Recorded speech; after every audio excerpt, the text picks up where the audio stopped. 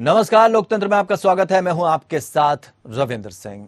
ज्ञानवापी परिसर स्थित श्रृंगार गौरी के नियमित दर्शन पूजन के मामले पर जिला जज अदालत ने बड़ा फैसला सुनाया। कोर्ट ने मुस्लिम पक्ष की अपील खारिज कर दी। कोर्ट ने कहा कि मामला सुनने योग्य है। जिला कोर्ट के जज अजय कृष्णा विश्वेश ने श्रृंगार गौरी मंदिर में पूजन दर्शन की अनुमति की मांग वाली याचिका को सुनवाई के लायक माना है। हिंदू पक्ष में अगर देखा जाए तो खुशी की लहर दौड़ गई है, वो जीत बता रहे हैं इसे, लेकिन यहां कुछ लोग कह रहे हैं कि न्याय का मामला है। अपने अपने तरीके से अपनी अपनी बात रखने की कोशिश की जा रही है। मुस्लिम पक्ष कह रहा है कि वो हाई कोर्ट तक जाएगा। पूरी खबर को हम समझते हैं, उसके बाद चर्चा को आगे बढ़ाएंगे।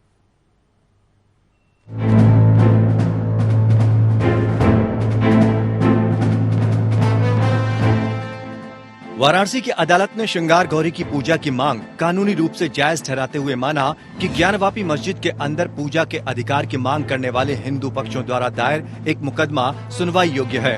कोर्ट ने अपने फैसले में माना है कि इस फैसले में 1991 का पूजा स्थल कानून लागू नहीं होता है। आज कोर्ट ने हमारी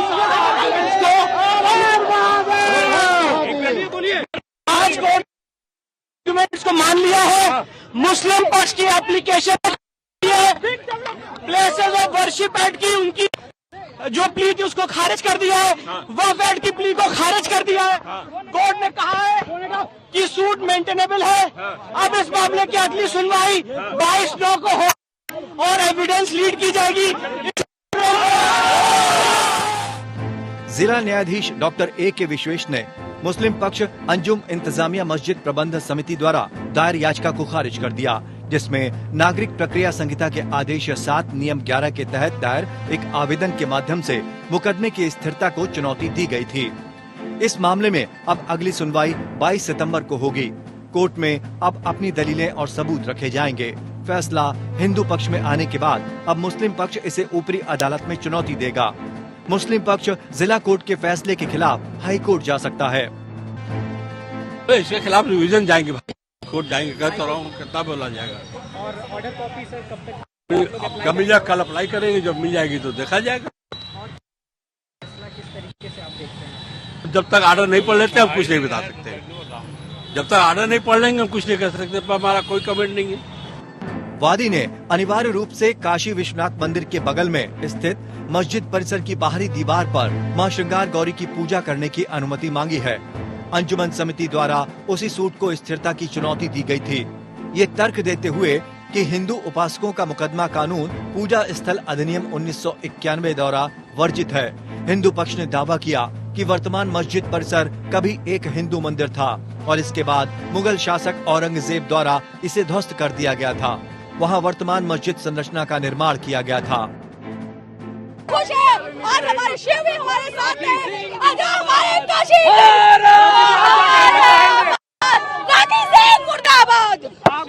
हमारे काशी निवासी की 4 महिलाएं हैं।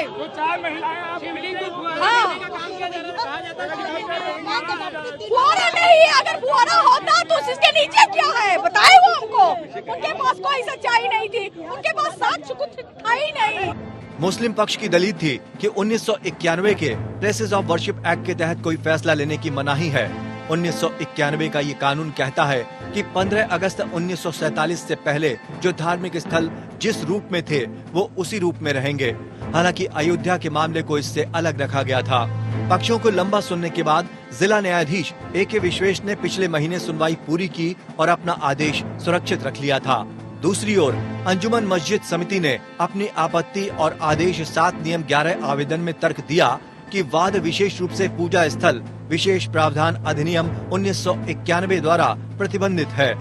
न्यायालय के समक्ष वादी ने तर्क दिया था कि आदेश 7 नियम 11 CPC आवेदन को अलग से नहीं सुना जाना चाहिए और आयोग की रिपोर्ट के साथ विचार किया जाना चाहिए। वाराणसी के सिविल जज सीनियर डिवीजन रवि कुमार दिवाकर की अध्यक्षता में पहले मस्जिद का दौरा करके एक रिपोर्ट प्रस्तुत करने के लिए एक सर्वेक्षण आयोग नियुक्त किया गया था।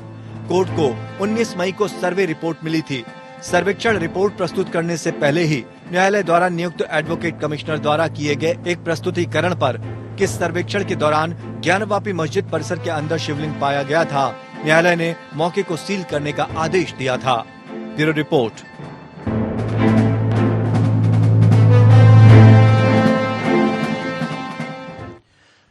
तो लंबे वक्त से इंतजार था कि आखिर इस पर क्या फैसला आएगा। खास मेहमान के तौर पर पूरा एक पैनल हमारे साथ है, जिससे हम समझने की कोशिश करेंगे कि चरणबद्ध तरीके से जो कुछ घटनाक्रम में सामने आया, हिंदू पक्ष बहुत उत्साहित है, लेकिन मुस्लिम पक्ष का कहना है फैसले का हम स्वागत करते हैं लेकिन आगे जाएंगे। लेकिन तकनीकी पक्ष को भी हम समझने की कोशिश करेंगे, इसलिए हम पांचों खास मेहमान से आपको रूबरू करवाते हैं। डॉक्टर प्रदीप शर्मा वरिष्ठ अधिवक्ता हैं, सुप्रीम कोर्ट के, हमारे साथ जुड़े हुए हैं। और मोहम्मद आफाक मुस्लिम स्कॉलर हैं, हमारे साथ जुड़े हुए। अश्वनी शाही प्रवक्ता भारतीय जनता पार्टी, रत्नाकर सिंह प्रवक्ता कांग्रेस, आचार्य विष्णु विनोदम हिंदू धर्मगुरु हमारे साथ जुड़े हैं। आप सभी मेहमानों का बहुत बहुत स्वागत करते हैं। लेकिन उससे पहले हम प्रदीप जी आपसे शुरुआत करना चाहेंगे, चूंकि तकनीकी पक्ष को भी हमें समझने की जरूरत है ताकि जनता भी इसको समझ सके कि इस फैसले के मायने क्या अभी निकाले जाए। रविंद्र जी, क्योंकि ये मैटर वापस रेफर हुआ था सुप्रीम कोर्ट की डायरेक्शन पे जी, जस्टिस चंद्रचूड़ के साथ 2 और जजेस थे सुप्रीम कोर्ट के, जिन्होंने पहले भी ये मैटर सुप्रीम कोर्ट तक गया था जी, और कोर्ट ने ये कहा था कि आप डायरेक्टली नहीं, क्योंकि ये सिविल मैटर है, तो इसको शुरू से नीचे से लेके आप आइए, due process of law follow कीजिए। ये कहकर सुप्रीम कोर्ट ने कहा था कि इसको वहां की जो लोकल हमारी जो डिस्ट्रिक्ट कोर्ट है, पहले वो इसके बारे में सुनेगी, अपना जजमेंट देगी, ऑर्डर पास करेगी, उसके बाद फिर आप जैसा जैसा स्थिति रहेगी, हाई कोर्ट है, फिर आप सुप्रीम कोर्ट में आइए। अभी इसमें 2-3 चीजें रविंद्र जी बहुत इंपॉर्टेंट है, जो 2-3 देखने वाली है जी। आज बेसिकली जो रिस्पोंडेंट्स ने इसमें जो प्ली लिया था अपना जी, वो ये था कि इस पे जो places of places of worship है, वर्शिप एक्ट है 1991 का जी, वो एप्लीकेबल है जी। इसको देखते हुए उन्होंने एक ऑर्डर 7 रूल 11 की एक पिटीशन लगाई थी।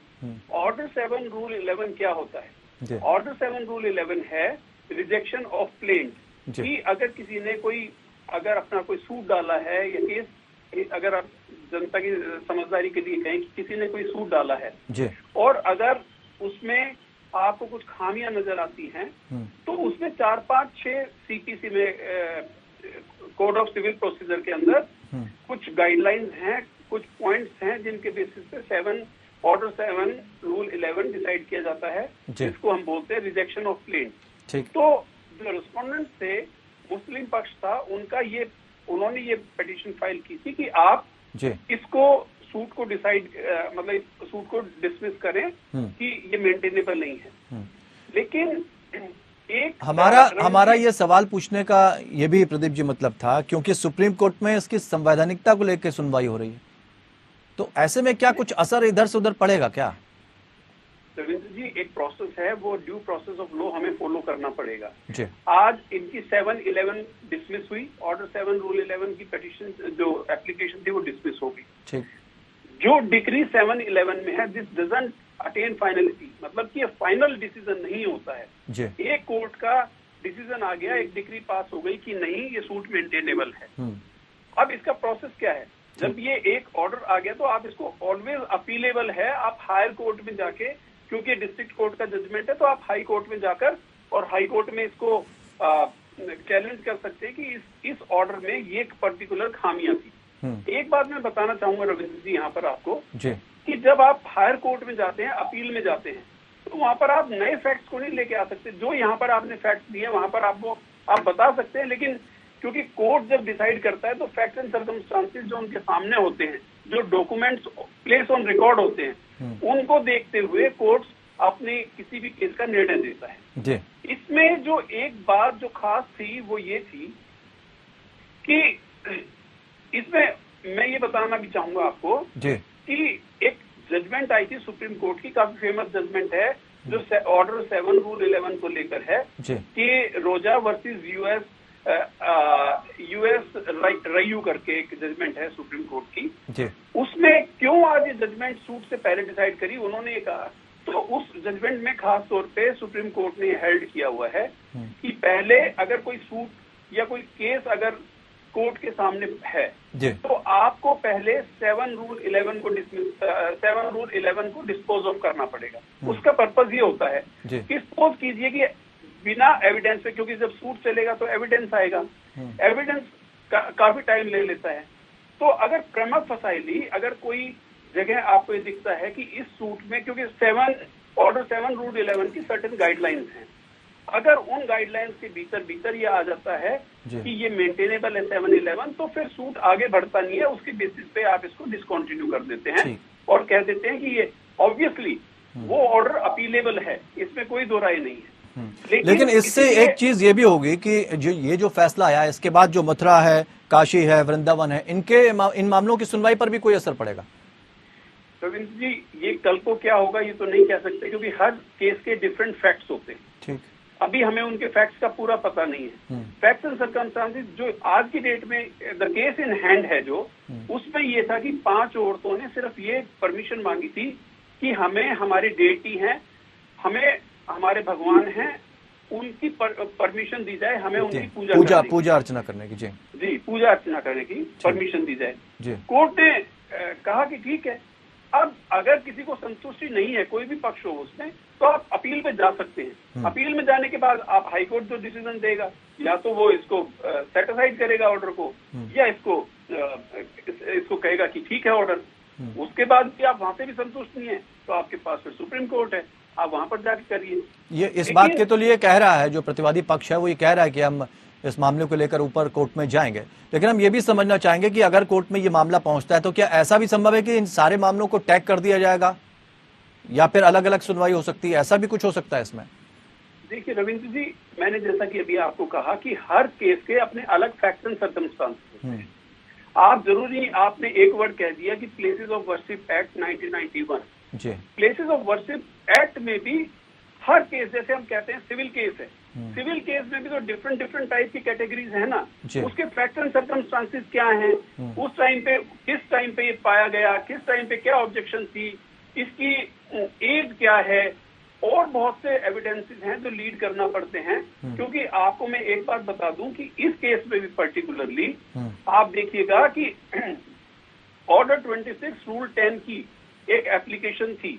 ऑर्डर 26 रूल 10 क्या होता है सीपीसी का? वो ये होता है कि कोर्ट एक लोकल कमिश्नर अपॉइंट करता है। लोकल कमिश्नर का मतलब ये है कि कोर्ट उसको पावर देता है कि आप उस पर्टिकुलर, जैसे इस केस का मैं अगर आपको एग्जांपल दूं, तो आप लोकल कमिश्नर, एक एडवोकेट साहब को इसमें अपॉइंट किया गया था, तो ऑर्डर 26 रूल 10 ने जाके ये कहा कि आप वहां पर जाइए, साइट का इंस्पेक्शन कीजिए, और जो आपकी फाइंडिंग है, कोर्ट उनको ब्रीफ भी कर देते हैं कि हमें इस पर्टिकुलर केस को एडजुडिकेट करने के अंदर इस तरह से, मतलब ये फैक्टर्स चाहिए जो हमारे को हेल्प करेंगे बाद में कि इस केस को हम डिसाइड कर सकें। तो इसमें एक लोकल कमिश्नर की अपॉइंटमेंट हुआ। लोकल कमिश्नर ने अपना जाकर विजिट किया साइट को, साइट करने के बाद उन्होंने अपनी एक रिपोर्ट सबमिट करी। रिपोर्ट सबमिट करने के बाद ऑब्वियसली लोकल कमिश्नर भी, because he is the officer of the court, court के एक अधिकारी हैं, उनके पास उस टाइम पे कोर्ट की पावर्स होती हैं, तो वो कोई भी रिपोर्ट जो सबमिट करेंगे वो अपने रीजंस देंगे, ग्राउंड्स देंगे, अपनी बातों को कहने का कि हमने अगर ये पर्टिकुलर रिपोर्ट सबमिट की है तो हम किन किन तथ्यों के बेस के ऊपर, किन तथ्यों के ऊपर आधारित है ये रिपोर्ट, उसको देखते हुए ये फिर जज साहब उसको कंसिडर करते हैं रिपोर्ट को, और फिर फाइनली एक उसके ऊपर डिसीजन आता है कि अब इसमें क्या करना चाहिए। लेकिन प्रदीप जी, अगर वक्फ बोर्ड जो है वो ये कहे कि ये मेरी प्रॉपर्टी है और प्रॉपर्टी को लेकर अगर मामला दायर करता है, तब क्या स्थिति बदलेगी? तब क्या आस्था बनाम प्रॉपर्टी का मैटर हो जाएगा? नहीं रविंद्र जी, ऐसा नहीं होता। अभी आज की डेट में, कल को वो क्या कहेगा तो फिर उसका रिप्लाई उस तरह से आएगा। आज की डेट में क्वेश्चन बड़ा सिंपल सा था कि 5 औरतों ने कहा कि हमारी डेटी है, हमारे भगवान है यहाँ पर, आप हमें पूजा करने की परमिशन दी जाए। कोर्ट ने आज सिर्फ उसको परमिशन को, क्योंकि उसके ऊपर ऑब्जेक्शन था उनका, सील कर दिया था, लेकिन उन्होंने ये कहा कि जब ये मेंटेनेबिलिटी ऑफ द सूट है, अभी तो पूरा का पूरा सूट चलेगा। अभी तो ये भी चलेगा कि डेटी थे भी नहीं या नहीं थे, या थे तो, क्योंकि आजकल रविंद्र जी ऐसा नहीं है कि कोई कुछ भी कह दे और बात वैसे हो जाएगी। नहीं, चूंकि प्रॉपर्टी का मैटर क्या ये बन सकता है, प्रॉपर्टी को लेकर लड़ाई भी है, ये भी कहा जा रहा है, तो अगर वक्फ ऐसा करता है तो क्या ऐसी कोई स्थिति बन सकती है क्या? अगर वक्फ बोर्ड अगर चला भी जाएगा तो उनको भी ये फिर वो अपना, जैसे कि इसमें प्लेसेस ऑफ वर्शिप एक्ट में है कि 15 अगस्त 1947 से के बाद की जो स्थिति है वो बनी रहेगी। इसी तरह उनको ओनरशिप प्रूव करनी पड़ेगी कि क्या ओनरशिप है इसकी, उस टाइम पे कैसे इनके पास आई। तो एक आपको पता है कि जैसे एक छोटा सा मकान भी जब हम खरीदते हैं तो उसमें पूरी हिस्ट्री दी जाती है कि पहले इसका मालिक कौन था, उसके पास कैसे आई, उसका क्या नंबर था जिससे वो प्रॉपर्टी उसके पास आई, फिर उसने बेचा तो उसके पास गई, तो उस जो बेच रहा है उसकी डिटेल्स उसमें जाएंगी, तो पूरी चेन आती है। ठीक बात। चेन जब वहां पर आएगी तो पहले तो इनको ये प्रूव करना पड़ेगा कि भाई ये वहां पर मालिक थे भी या नहीं थे। दूसरा क्वेश्चन ये है, अगर किसी कारण से मान लिया जाए, एक सेकंड के लिए हम मान लेते हैं कि ये आप प्रूव कर देंगे, लेकिन साथ साथ क्या आप किसी भी की भावनाओं को अलग रख पाएंगे? ये भी एक बहुत जरूरी क्वेश्चन है। ये भी आज से तो अराइज हुआ नहीं। अब फिर दूसरा का क्वेश्चन एक ही आएगा, कल को अगर अज्यूम करिए कि ये प्रूव हो जाए कि ये हिंदू स्थल था पहले, वो अपनी प्रॉपर्टी कहते रहे और ये कोर्ट डिसमिस कर दे इस बात को, तो फिर उस टाइम पे जो हिंदुओं के जो सेंटिमेंट थे वो हर्ट हुए, जो इतने टाइम तक उनको उनके लीगल राइट से डिप्राइव किया गया, उनको दूर रखा गया, उसके लिए हर्जाना कौन देगा? इसीलिए मैंने सवाल समझने की कोशिश की ताकि हमारे दर्शक भी समझ जाए, बहुत बेहतर तरीके से समझा सकते थे कि अगर प्रॉपर्टी का मामला करें तो फिर 1947 की जो बात कर रहे हैं एक्ट के तहत 15 अगस्त, हाँ 1947 की, तो उसमें फिर क्या चीजें बदल जाएंगी? प्लेसेस ऑफ वर्शिप एक्ट है तो उसका फिर क्या होगा?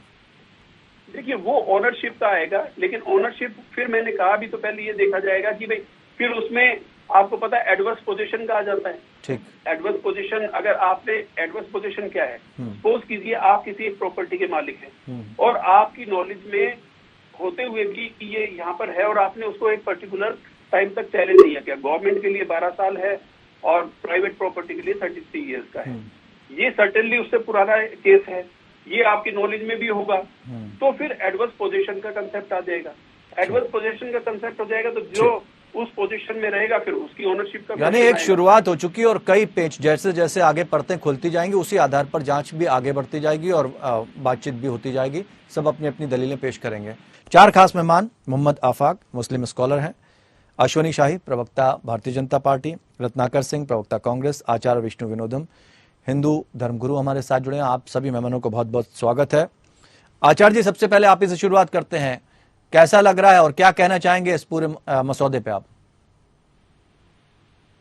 ठीक है, अभी तो देखिए मेरे हिसाब से कहीं ना कहीं फैसले आएंगे, लड़ाई चलेगी, लेकिन बड़ा दुर्भाग्य की बात है कि शिव की नगरी में, शिव के देश में शिव को ही एक कानूनी दौर से गुजरना पड़ेगा। ये मेरे को ऐसा लगता है कि हिंदू धर्म के लिए और कहीं न कहीं जो हिंदू धर्म में आस्था रखते हैं उनके लिए बड़े दुर्भाग्य की बात है। एक समय होता था कि मुसलमानों का भी राज हुआ इस देश में, अंग्रेजों का भी राज हुआ, तो एक समय ऐसा था कि जहां हिंदू खड़ा भी नहीं हो सकता था, इनके सामने सर कलम कर दिया जाता था। आज कहीं ना कहीं देश में कम से कम खड़ा होने लायक तो है और ये फैसले भी धीरे धीरे मेरे हिसाब से कहीं ना कहीं पक्ष में होंगे और यही एक ऐसा धर्म है, हिंदू धर्म, जो कभी भी हिंसा के ऊपर अपनी बात नहीं रखता, कहीं ना कहीं नर्मता से, प्रेम से, भाव से शिव को अपने अंदर रख करके आगे बढ़ता है। तो मुझे ऐसा लगता है कि आने वाला समय कहीं ना कहीं हिंदू धर्म के लिए बड़े हर्षोल्लास की बात है और बहुत जल्द मुझे ऐसा लगता है बड़े फैसले होंगे ज्ञानवापी मस्जिद को लेकर और कहीं ना कहीं आपको देखने को मिलेगा श्री कृष्ण जन्मभूमि पे भी कहीं ना कहीं पक्ष में जाएगा हिंदू के। जी, मोहम्मद आफाक, आप क्या कहना चाहेंगे? अभी आगे की लड़ाई, अगला कदम आपका क्या होगा? हाईकोर्ट की तरफ होगा? फैसले से संतुष्ट हैं? न्यायपालिका पर भरोसा है या नहीं है?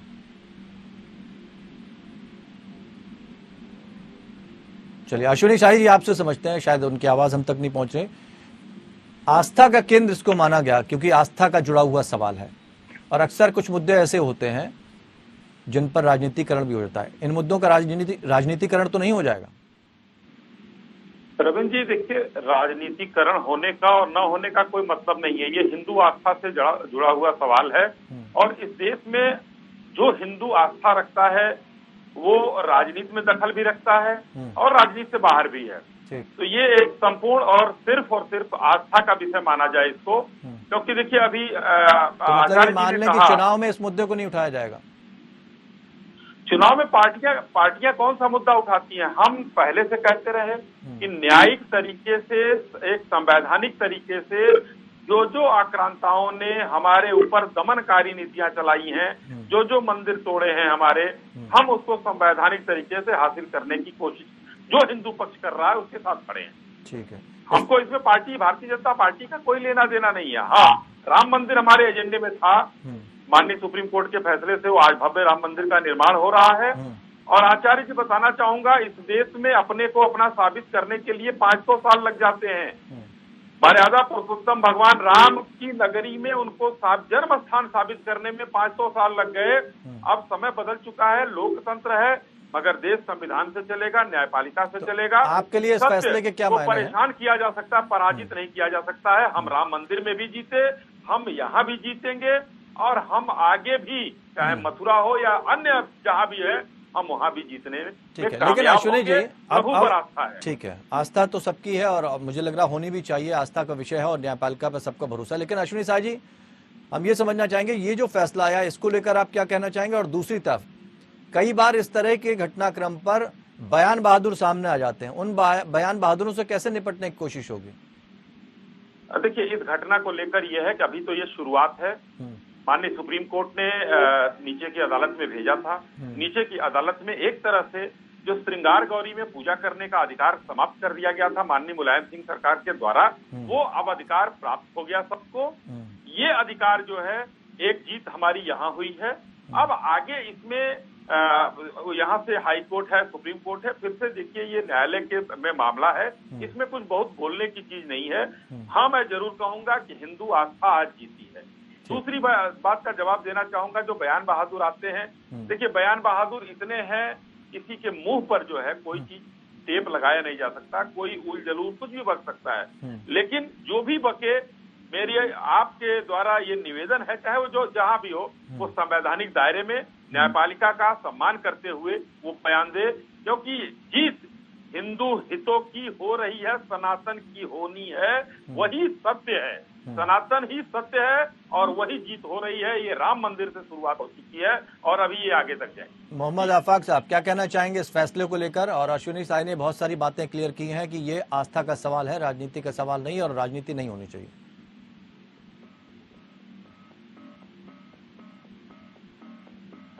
मोहम्मद आफाक साहब, आवाज पहुंच रही है आप तक? चलिए, संपर्क नहीं हो पा रहा।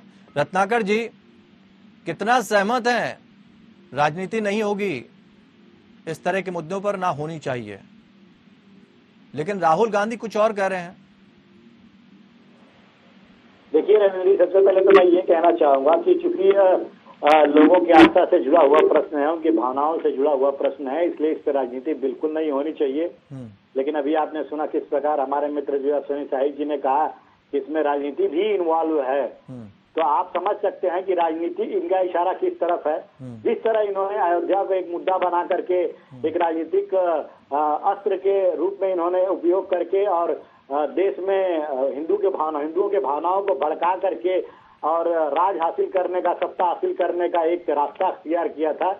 मेरा गुजारिश यही है इन सारे लोगों से, जो बयानवीर की बात कह रहे थे आप, जिसमें प्रज्ञा ठाकुर है, गिरिराज सिंह है, ये तमाम लोग ऐसे हैं जो बीच बीच में ऐसे बयान देते रहते हैं जिससे कि हिंदू भाइयों की भावनाओं को भड़काने का काम किया जाता है। मेरी गुजारिश यही है अश्विनी जी से कि अपने नेताओं को आह्वान करें कि इस तरह से कोई भी बयानवीर न करे, क्योंकि ये मामला जो है न्यायपालिका में लंबित है और न्यायपालिका अपना पूरी तरह से निष्पक्षता से काम करेगा। जिस प्रकार देखा कि जिला जज ने जिस प्रकार से निर्णय लिया, और आगे वादी हो या प्रतिवादी हो, आगे हाई कोर्ट में, सुप्रीम कोर्ट में उनके लिए रास्ते खुले हैं और वो जा सकते हैं, अपनी बातों को रख सकते हैं। कल को क्रेडिट लेने की कोशिश की जाए तो क्रेडिट लेनी चाहिए सरकार को कि नहीं? प्रश्न बढ़ाइए। क्रेडिट लेने की कोशिश की जाए तो सरकार को क्रेडिट लेना चाहिए? नहीं, सरकार को क्रेडिट देखिए, ये महंगाई का मुद्दा आज है, बेरोजगारी का मुद्दा है, किसानों का मुद्दा है, ये सब पे क्रेडिट क्यों नहीं ले रहे हैं? ये घूम फिर के आ करके मंदिर और मस्जिद, पाकिस्तान और ये जो हिजाब, अजान, ये सब पे क्रेडिट लेना चाहते हैं। ये इनकी मानसिकता। मोहम्मद आफाक भी जुड़ गए, उनका फोन बार बार कट जा रहा था। मोहम्मद आफाक से आप सुन पा रहे हैं हमारी आवाज? आवाज पहुंच रही है आप तक?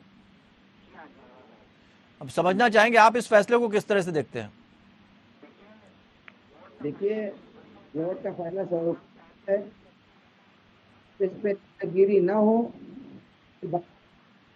समझौता के लिए सियासत नहीं होना चाहिए। बड़ा इसको लंबा है और बढ़ी काम से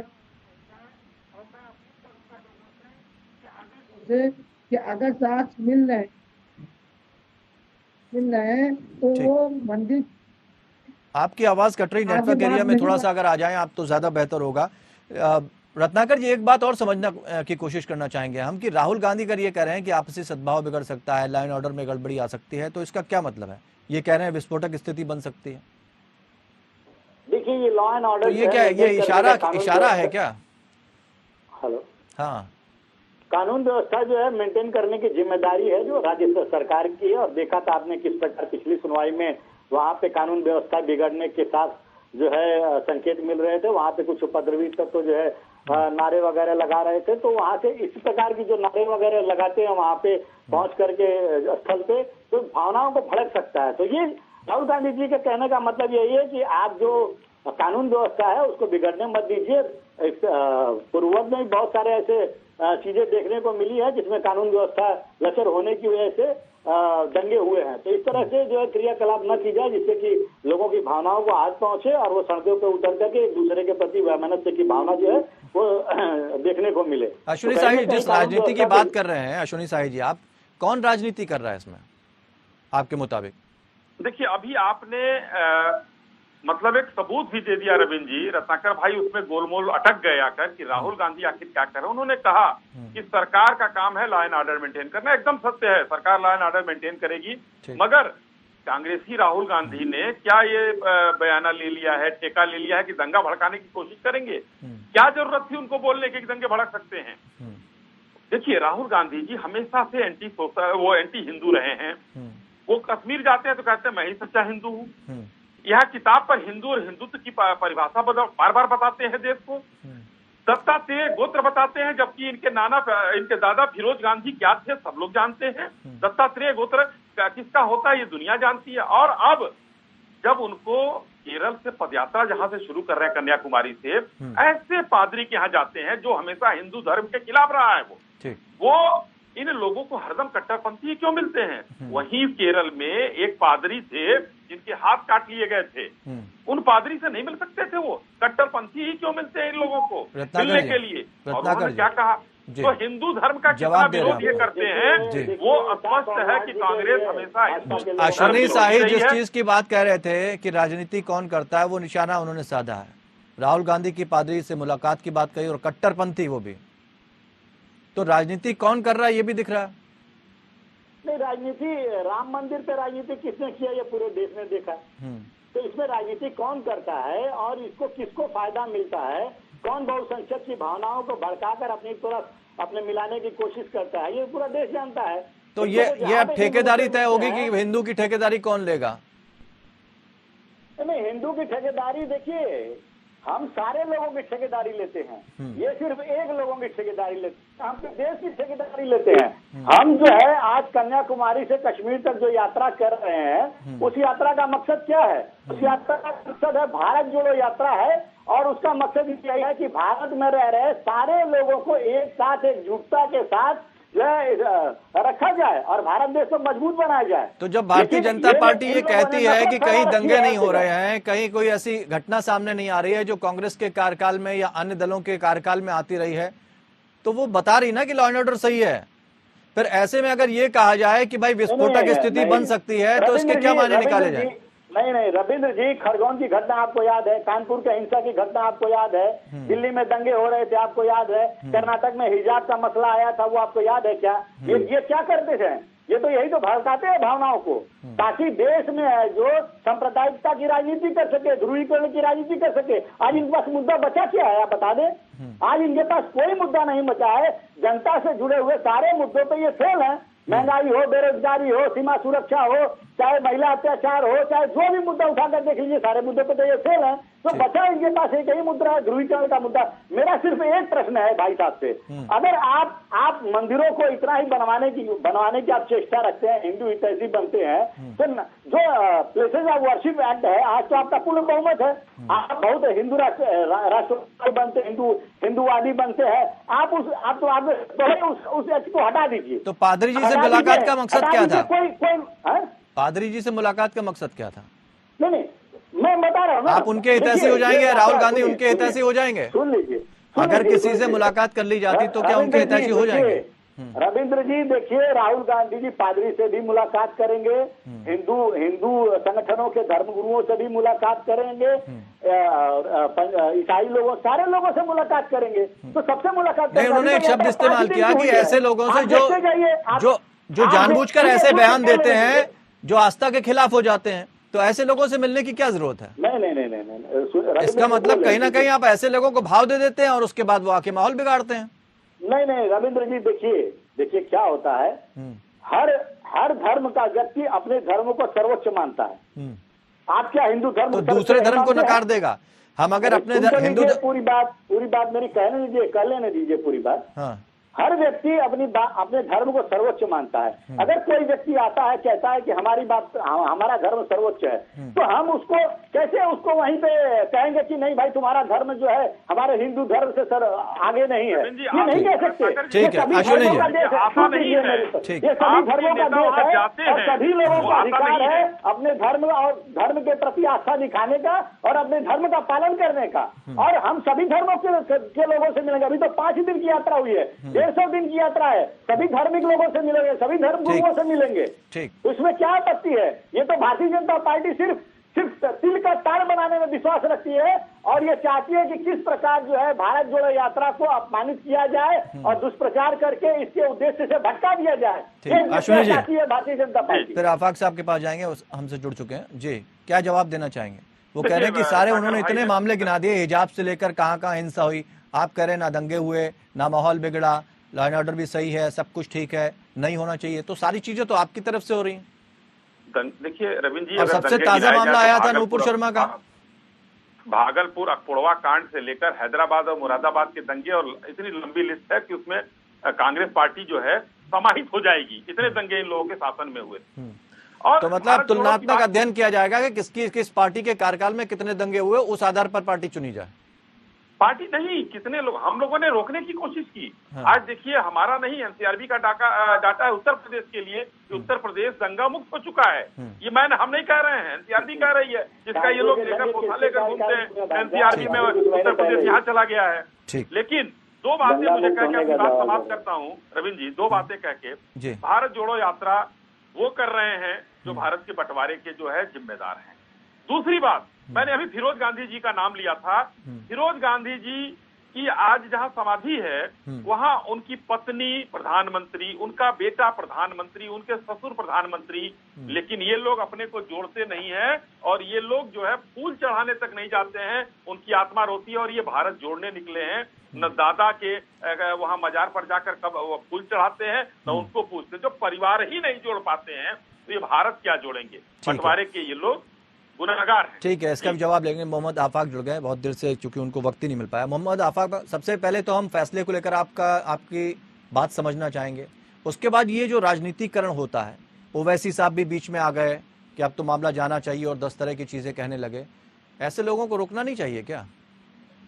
देखिए, भारत का संविधान लोकप्रिय है, भारत का कानून जो है हम लोगों को मानना चाहिए, मगर हम ये कहना चाहते हैं कि हिंदू मुसलमान के अलावा इस सरकार के पास मंदिर मस्जिद के अलावा और भी कोई काम है? बेरोजगारी पे कभी बात नहीं होगी, भ्रष्टाचार पे कभी बात नहीं होगी। जब बात होगी तो टीवी, मंदिर और मस्जिद पे बात होगी। अगर कोर्ट में फैसला गया है, कोर्ट ने रिलीफ दिया है, हम कोर्ट के फैसले का सम्मान करते हैं।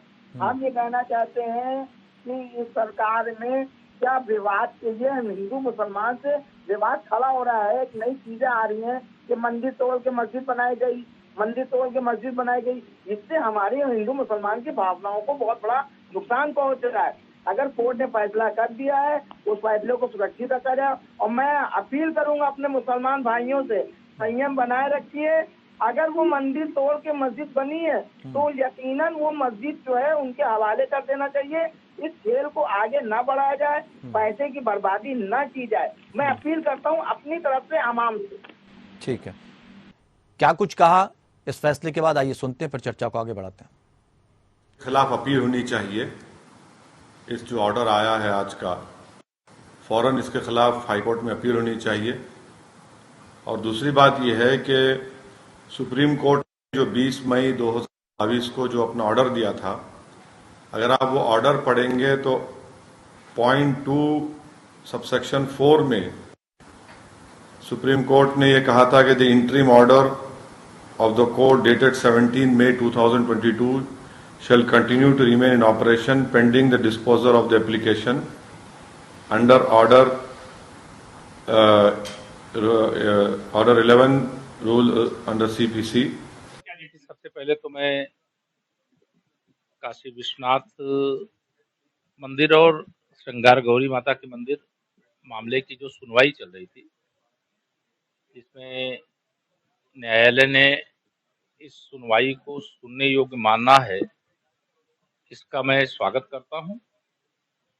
और बाकी न्यायिक प्रक्रिया जैसे चलनी है वैसे चलती रहेगी, लेकिन सभी पक्षों से मैं यह जरूर अपील करूंगा कि इस फैसले का मैं भी स्वागत करता हूं, सब लोग स्वागत करें और किसी भी प्रकार से इस विषय को लेकर के कोई विवाद उत्पन्न करने का काम ना करें।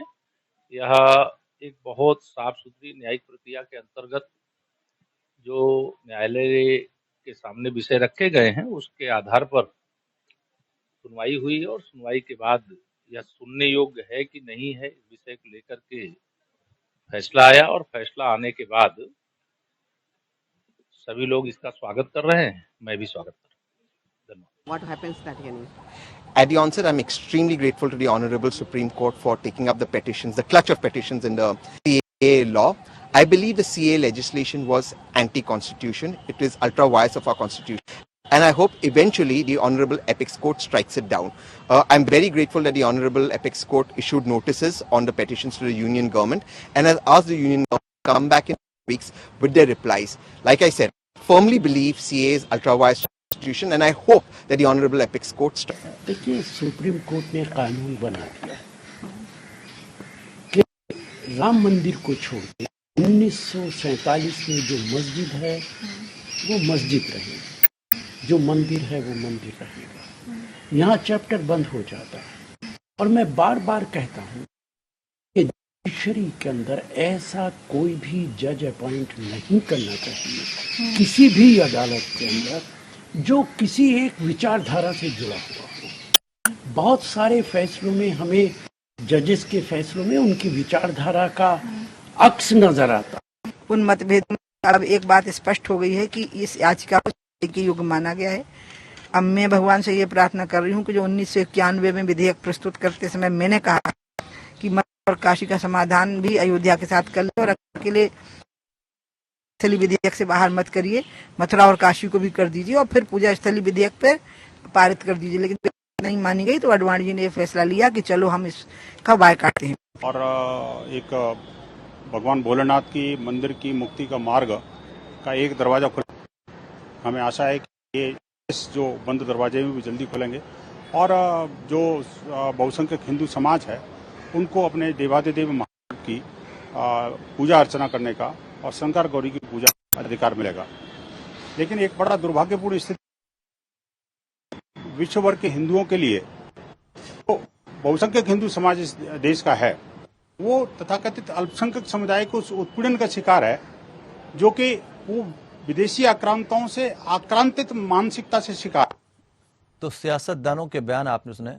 चारों खास मेहमान हमारे साथ जुड़े हुए हैं। आचार्य जी, आपके पास आना चाहेंगे और समझना चाहेंगे कि अगर ये सारी चीजें हमें बिल्कुल साफ हैं, हिंदू वर्ग जो है वो भी जानता है कि किस तरह से यूज किया जाता है, आस्था का कहीं ना कहीं इस्तेमाल कर लिया जाता है, भावनाओं से खिलवाड़ किया जाता है। ये राजनीतिक दल कहीं ना कहीं कुछ तो फायदा इसका उठाते हैं। क्या आप ये मानते हैं कि थोड़ी सी कमी दोनों पक्षों के बीच कहीं ना कहीं रह जाती है, जिससे इस तरह से भावनाओं के साथ खिलवाड़ किया जाता है? इससे बचना चाहिए। कहाँ गड़बड़ी नजर आती है आपको? देखिए, गड़बड़ी कहीं नहीं है, गड़बड़ी समय की है। आज जो समय चल रहा है वही मैंने पहले भी कहा कि एक समय था जब मुगल शासन रहा, उसके बाद अंग्रेजों का शासन रहा। आज हिंदू प्रबल हो रहा है। ठीक। और जैसे कि अभी कांग्रेस के प्रवक्ता ने भी इस बात को कहा कि हिंदू धर्म की ये बात करते हैं पीछे, हिंदू धर्म का पक्ष लेते हैं भारतीय जनता पार्टी वाले। हिंदुस्तान में रहकर अगर हिंदू धर्म का पक्ष नहीं लेगा कोई भी XYZ कोई सी भी पार्टी, तो क्या आपको लगता है कि वो इस देश में आ सकती है? मुझे तो नहीं लगता कि इसी, और यही वजह है। एक सवाल पूछना चाहेंगे आचार्य जी। जी, जब हम पक्ष की बात करते हैं तो एक विपक्ष तैयार हो जाता है। जी, एक राजा को जब चुनकर भेजा जाता है तो वहां पक्ष विपक्ष की बात नहीं, क्योंकि वो तो गार्जियन होता है पूरी जनता के, और उसके लिए तो समान रूप से सभी बराबर हैं। नियम कायदे कानून तो सबके लिए एक जैसे होना चाहिए। जी, जब कहीं ना कहीं हम कमी छोड़ेंगे तभी उसका फायदा उठाया जाएगा। देखिए, बात आपकी बिल्कुल दुरुस्त है कि नियम कायदे कानून सबके लिए बराबर होना चाहिए। हिंदुस्तान जो था, ये आप जानते हैं कि पाकिस्तान 1947 में अलग किया गया, बांग्लादेश अलग किया गया। उसके पीछे कारण ही ये था कि भाई कहीं ना कहीं सेपरेट किया जाए, लेकिन उसके बावजूद भी यहाँ मुसलमान रह गए। अब सोचने वाली बात यह है, जैसे कि राहुल गांधी जी आगे कार्य कर रहे हैं, लेकिन देखा गया है कि उसके बावजूद भी, इतनी मेहनत करने के बावजूद भी पिछड़ते जा रहे हैं। तो सबसे बड़ी बात यह पिछड़ने की, अगर हिंदुस्तान में रह करके हिंदू धर्म को नहीं समझा जाएगा, जिसका वोट परसेंटेज ऑफ 75% वोट है, तो किस प्रकार ये लोग जीत सकते हैं? मुझे नहीं लगता। आर्थिक व्यवस्था की बात की, मुझे लगता है कि ठीक, रत्नाकर जी ये जवाब आपको देना है, क्योंकि कांग्रेस पर सीधे सवाल उठा रहे हैं। अर्थव्यवस्था की बात की जाए तो आज 100 रुपए डीजल पेट्रोल हो गया तो भी लोगों को फर्क नहीं पड़ रहा। मेरे ख्याल से 500 या 1000 भी हो जाएगा तो भी लोगों को फर्क नहीं पड़ेगा। इस चीज से फर्क नहीं पड़ना। अर्थव्यवस्था तो बहुत ऊपर नीचे देशों की जा रही है, लेकिन कहीं ना कहीं इन चीजों को दूसरी पार्टियों को जवाब ले लेते हैं आचार्य जी। जी जी, जिस प्रकार कांग्रेस पार्टी को दुष्प्रचारित किया जाता है कि ये हिंदू विरोधी है, लेकिन ऐसा है नहीं। अगर सच के ताह में जाएंगे यहाँ तो सच्चाई यही मिलेगी कि राम मंदिर का ताला हमने ही खुलवाया था, राजीव गांधी ने खुलवाया था। राम मंदिर में पूजा अर्चना जो है कांग्रेस पार्टी ने शुरू कराया था। और किसके शासन में, केंद्र में कौन सा शासन में था जब जो है वहां पे चीजें सब हुई? किसके शासन में? तो हमको ये दुष्प्रचारित किया जाता है कि हम हिंदू विरोधी, ऐसा कतई नहीं है। देखिए, अच्छा आचार्य जी, एक बात और समझना चाहेंगे, क्योंकि हम कट्टरपंथी ताकतों को इससे हौसला मिलता है, ये तो आप मानते हैं? जी जी। लेकिन जब हम किसी एक पक्ष के बारे में कहते हैं और धर्म संसदों में जिस तरह के बयान सामने आए, उसको लेकर क्या कहेंगे आप? देखिए, धर्म संसदों में कहीं ना कहीं इस वक्त देखा गया है कि बयानबाजी उल्टी सीधी भी चली है, क्योंकि लोग अपने आप को टीवी चैनल और प्रचार में लाने के लिए कुछ उल जलूल बातें कर देते हैं। लेकिन अगर नैतिकता की बात की जाए तो नैतिकता यही कहती है कि हमारे सारे मंदिरों को तोड़ा गया, और जाहिर सी बात है अब समय हिंदुओं का भी आ गया है। और अगर हिंदुओं का समय आ गया तो हिंदू मस्जिद नहीं तोड़ेगा, लेकिन अपने हक की बात तो कर ही सकता है ना। इसमें क्या दिक्कत है? मोहम्मद आफाक साहब, परेशानी नहीं। मोहम्मद आफाक साहब, पिछले दौर में जो कुछ हुआ उससे आहत रहा हिंदू, और अगर आज वो अपने हक की बात कर रहा है उसमें गलत क्या है? राजनीतिक दल अपना काम करते हैं, कम से कम आप लोगों को एक रहना चाहिए। पहले अगर इस तरह की बातें होती, आपसी भाईचारे की हम बातें तो करते हैं, लेकिन दिखाई नहीं पड़ती पटल पर। जब हक की बात आती है तो खामोशी अख्तियार कर ली जाती है। क्या कहना चाहेंगे मोहम्मद आफाक साहब? आवाज पहुंच रही है आप तक? चलिए, अश्विनी जी, आपने सुना, चाहे विपक्षी दल की बात हो, शायद आचार्य जी ने कहीं ना कहीं समर्थन कर दिया आपका कि अगर आप पक्ष में हैं तो क्या दिक्कत है। लेकिन सबसे ज्यादा जो कांग्रेस आरोप लगाती है आपके ऊपर लगाती है। लेकिन यहां पर स्टैंड हम ये समझना चाहेंगे कि आप चूंकि कट्टरपंथियों को मौका मिलेगा, इनको एक तो आप कैसे रोकेंगे उसका हम जवाब चाहेंगे, कैसे हैंडल करेंगे, क्योंकि नूपुर विवाद में तो आपने चुप करा दिया। अब जब इस तरह के शगुफे उठेंगे तो उसे रोका कैसे जाएगा? और दूसरी चीज है, क्या इस कानून को लाने में कोई राजनीतिक पहलू भी था? देखिए रविंद्र जी, अभी कांग्रेस तो हमेशा जो है वो कहेगी, अभी रत्नाकर भाई कह रहे थे कि हिंदू की भी बात हम करते हैं, बात करते हैं। एक तरफ अभी ताला खोलने की बात की, और यही इन लोगों ने राम का अस्तित्व मानने से भी मना कर दिया, राम सेतु का अस्तित्व मानने से मना कर दिया। वहीं पर एक हलफनामा दाखिल करके 2019 के चुनाव में कपिल सिब्बल इनके वकील से वो कहते हैं कि राम मंदिर का जो है फैसला टाल दिया जाए क्योंकि इनके ऊपर प्रभाव पड़ेगा। और रत्नाकर जी, मैं आपको बताना चाहता हूं कि आपने कहा ना राम मंदिर इनका मुद्दा था, मुद्दा नहीं था, हमारे एजेंडे में था। और हमारे जो क्या कहते हैं, हमने जो अपना तो यही बात तो रत्नाकर जी भी कह रहे हैं कि ताला किसने खुलवाया? क्रेडिट दुष्प्रचार करने की कोशिश की जाती, कांग्रेस हिंदुओं के खिलाफ है। वो कह रहे हम कहाँ खिलाफ थे, हम ताला ही नहीं खुलवाते हैं।